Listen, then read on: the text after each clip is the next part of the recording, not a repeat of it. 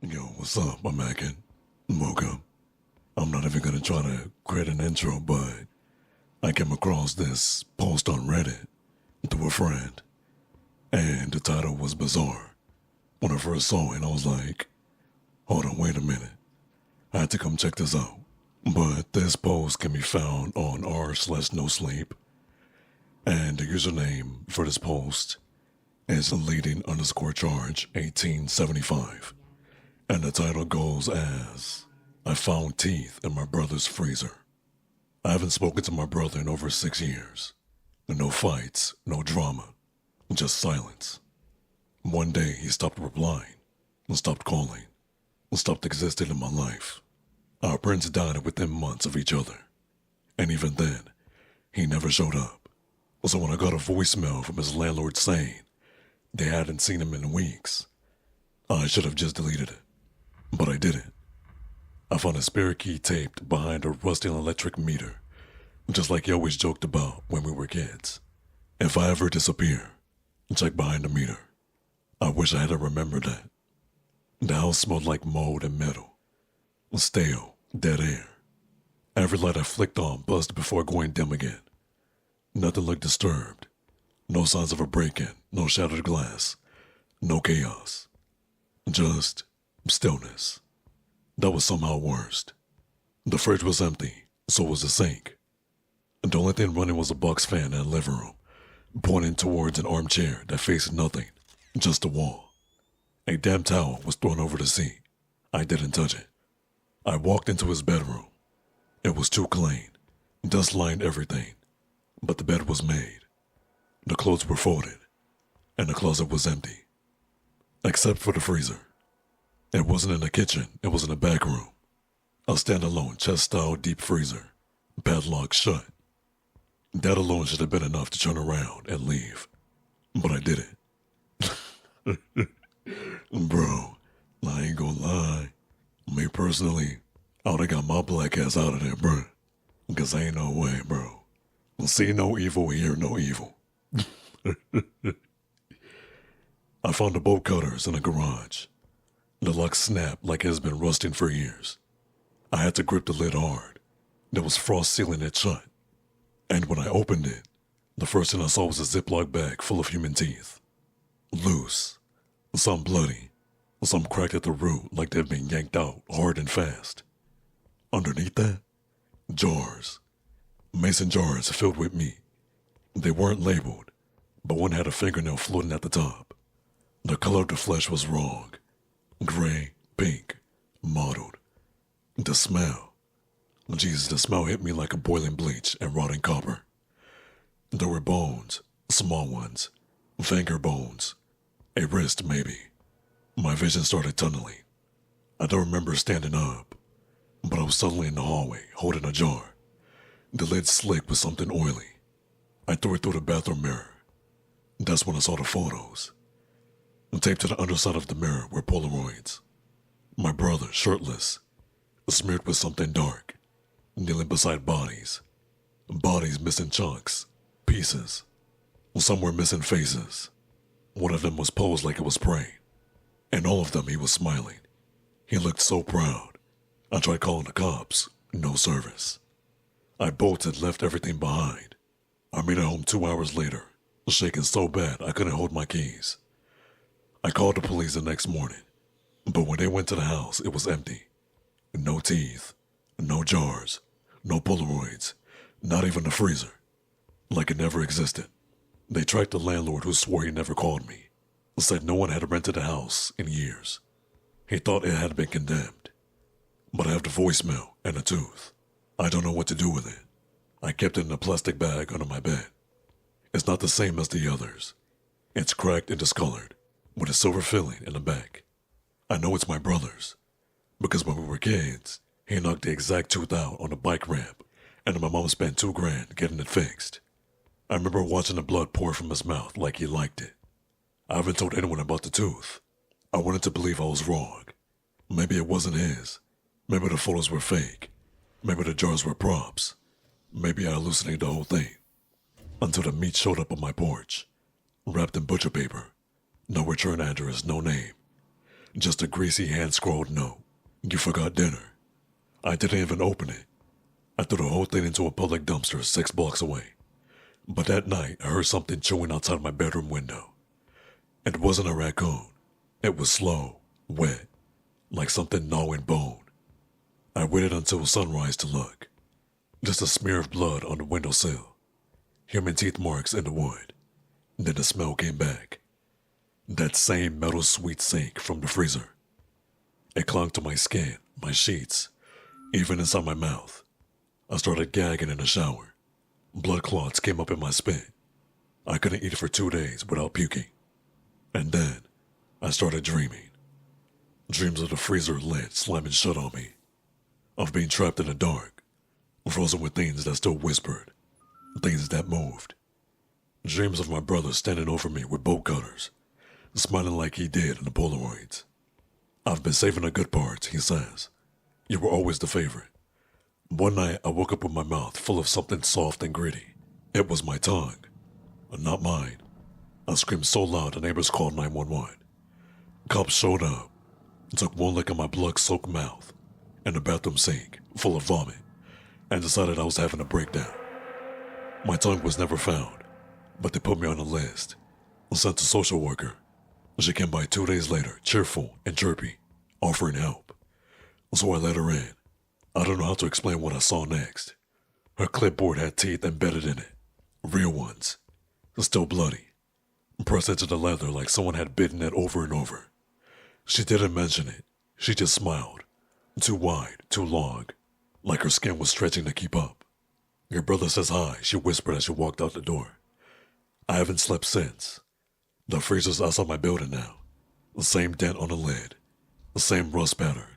But this time, the lock was on the inside, and I could hear knocking from within. I started boarding up my door yesterday.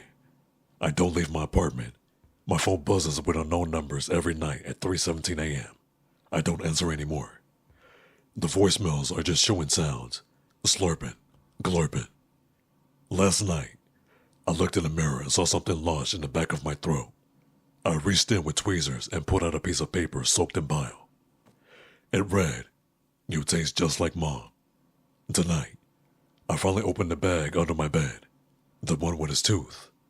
I don't remember taking it out, but when I came to, it was in my mouth, wedged in perfectly. No blood, no pain, like it had always belonged there. I ran to the bathroom mirror, heart jackhammering in my chest. My hands were shaking so hard I nearly dropped the flashlight when the power cut out. The face staring back wasn't mine. It was his. Not a hallucination, not a reflection. His eyes, his mouth, his goddamn smile. I screamed and tore the tooth out with pillars. Blood poured from my gums, dripped into the sink, pulled around the base. I heard the knocking again, from inside the mirror this time. Then his voice, soft and close, like it was breathing down my neck. It took you long enough. That's when I understood. The teeth, the jars, the tongue, the smell. He wasn't preserving bodies. He was preserving himself, piece by piece, and others. And me. The freezer wasn't to hide the dead. It was a delivery system.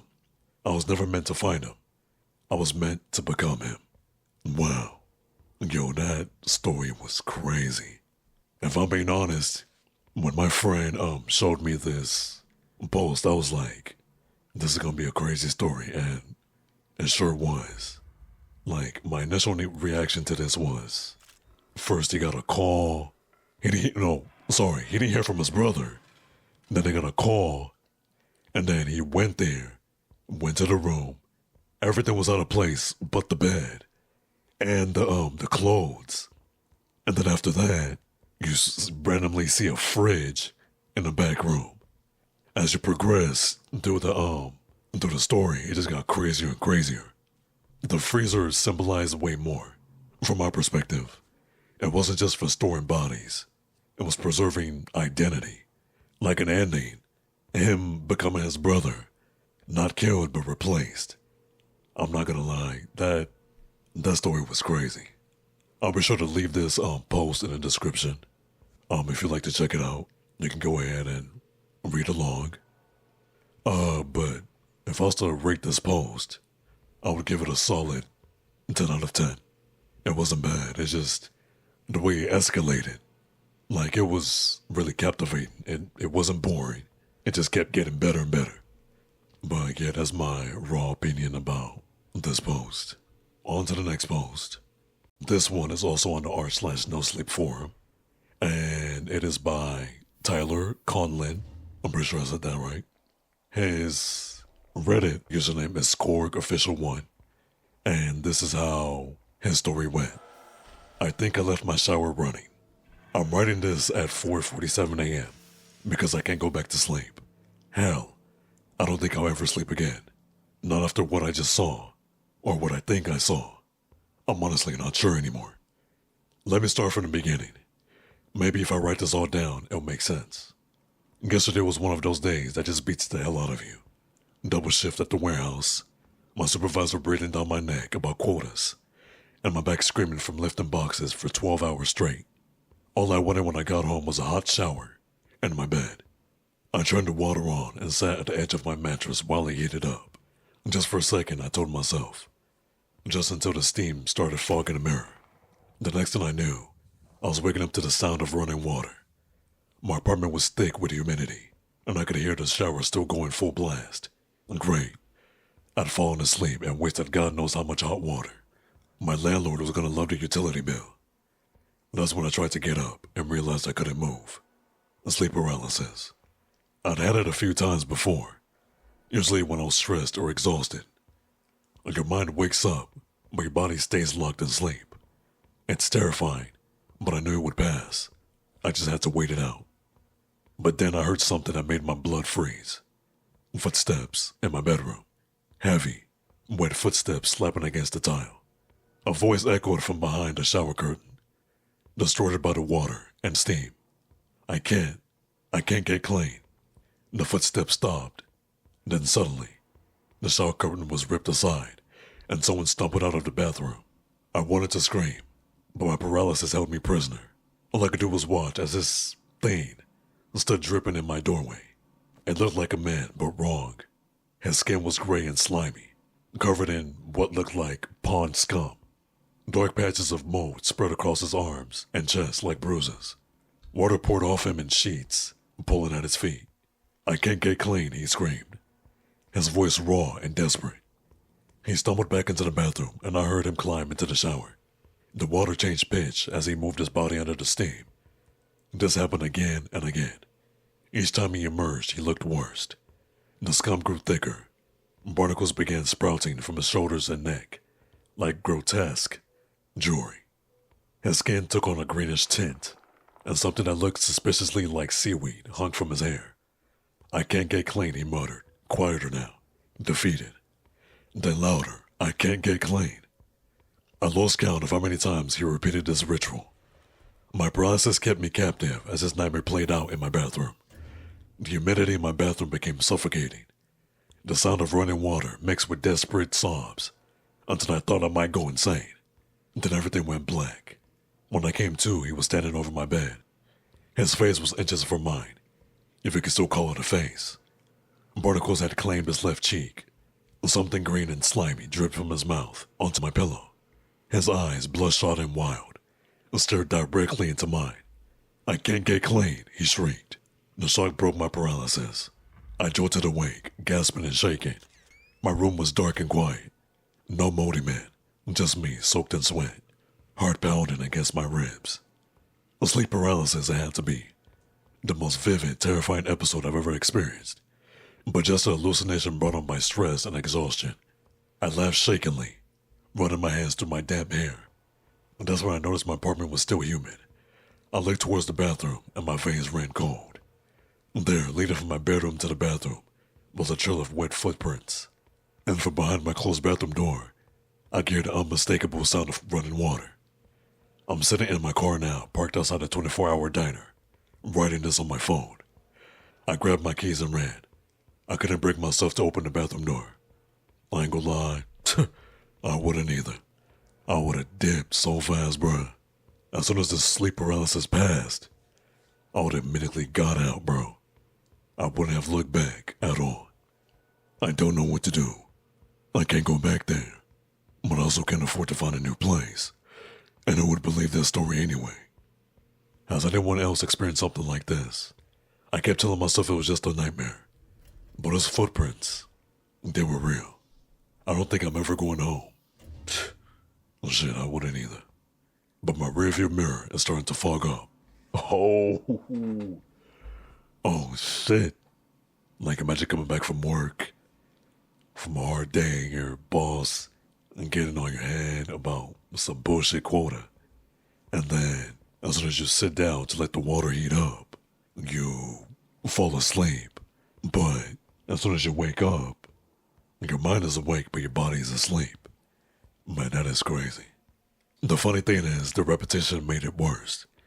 Like imagine being stuck, and someone just comes up to you and says, I can't get clean. What was that supposed to symbolize? What was it supposed to mean? If I'm being honest, the last line sealed it, for sure. Because a foggy rearview mirror? Come on, bruh. Like that signifies he's back in a way. Like it's subtle, which made it hit harder. Like this story wasn't just about fear. It was also being haunted by something emotional maybe. Something you can't wash off. But all in all, I would have done the same. Grab the keys, run, and not look back. I'll be sure to also leave this post in the description. Feel free to go in, comment under it, what you think about it. And if I'm being honest, I'll give this post let's say, the sleep paralysis had me. But I'll give this story 8.5 out of 10. It was crazy. It also had a build up like the first story. Once again, I'm Megan. If you enjoyed my storytelling, be sure to, show some support. I'll be sure to leave these two posts that I narrated into the my description. That's it for now. Hope you enjoyed. Until next time.